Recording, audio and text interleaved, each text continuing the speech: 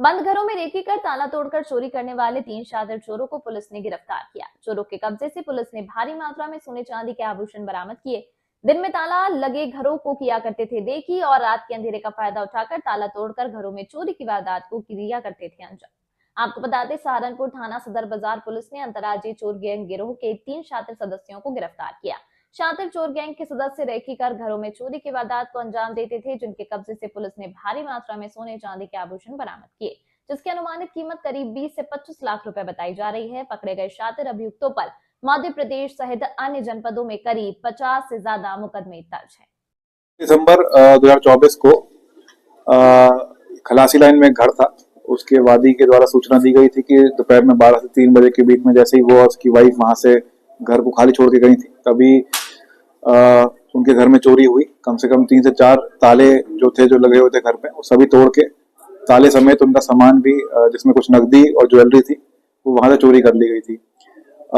Police को सदर बाजार पुलिस को इस गैंग के अनावरण के लिए निर्देशित किया गया था और इसी क्रम में काफी सीसीटीवी फुटेज देखी गई थी। सीसीटीवी फुटेज में हमारे पास एक i10 गाड़ी जो कि क्लियर हो गई थी और एक मेन चोर जो घर के अंदर घुसा था उसका हमारे पास चेहरा और हुलिया सब चीज क्लियर हो गई थी।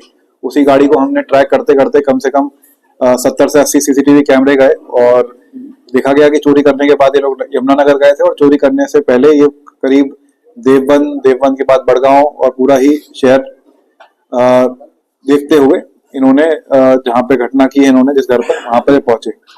उसके बाद हमारी टीम को जब गाड़ी का सही नंबर मिला तो वो हापुड़ की गाड़ी ट्रेस हुई।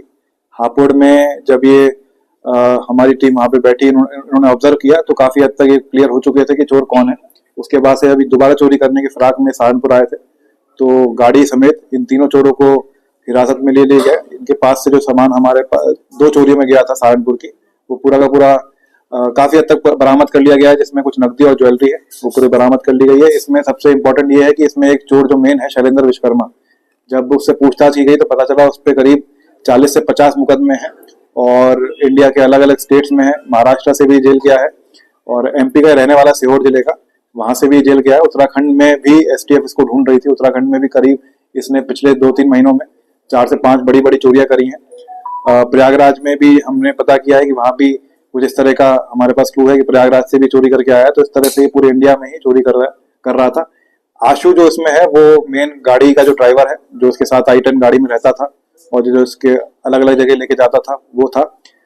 ये नंबर प्लेट भी बदली किया करते थे गाड़ी की, जिससे इनकी गाड़ी कभी भी टोल में ट्रैक ना हो पाए। और सबसे बड़ी बात थी कि जिस जिले में चोरी करते थे उस जिले के ही नंबर प्लेट बनवा लेते थे और अपनी गाड़ी पे नंबर प्लेट लगाकर, जिससे कोई उन पे शक ना करे बाहर की गाड़ी होने की वजह से, तो ये चोरी किया करते थे। ये बाहर के रहने वाले थे, लेकिन रेकी जो है किस तरीके से करते थे?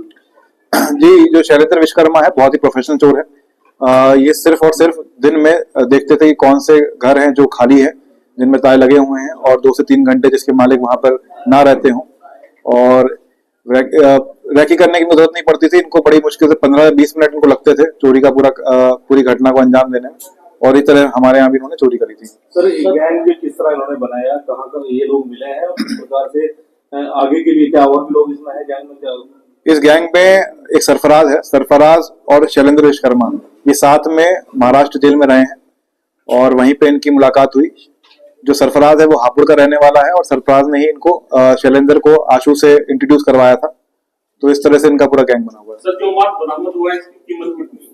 जी, जो माल बरामद हुआ है उसकी कीमत करीब 20 से 25 लाख के बीच की कीमत है।